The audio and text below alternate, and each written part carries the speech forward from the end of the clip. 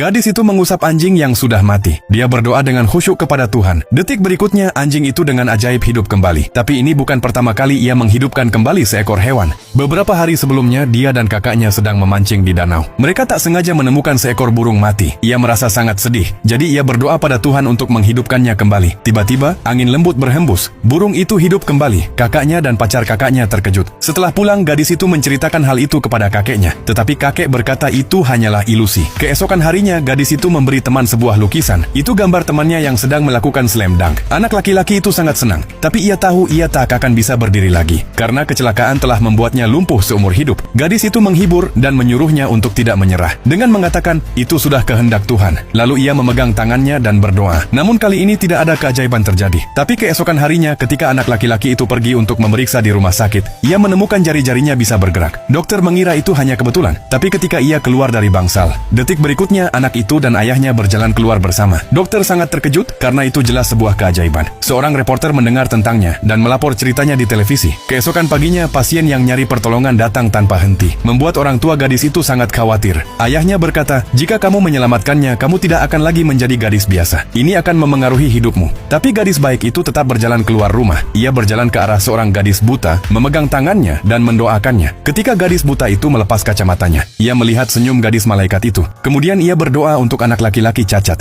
Anak itu langsung berdiri, tapi doa yang diulang membuatnya sangat kelelahan. Akhirnya dia jatuh ke tanah. Dokter memberitahu keluarganya, ia memiliki tumor di otaknya. Hidupnya akan segera berakhir, dan Tuhan hanyalah ilusi baginya. Ketika kakeknya mendengar berita itu, ia diam-diam pergi ke danau, berdoa pada Tuhan untuk selamatkan gadis itu, bahkan jika harus menukar nyawanya sendiri. Pada saat itu, semua orang di rumah sakit berdoa untuk gadis itu. Kemudian ayahnya menemukan sebuah lukisan. Di dalamnya, gadis itu telah meramalkan bahwa ia akan pergi. Ketika semua orang sedang bersedih, saudaranya menemukan lukisan lain. Tuhan telah mengirim gadis itu kembali ke dunia. Detik berikutnya, gadis itu benar-benar membuka matanya. Cerita ini memberitahu kita bahwa Tuhan akan memberkati setiap orang baik.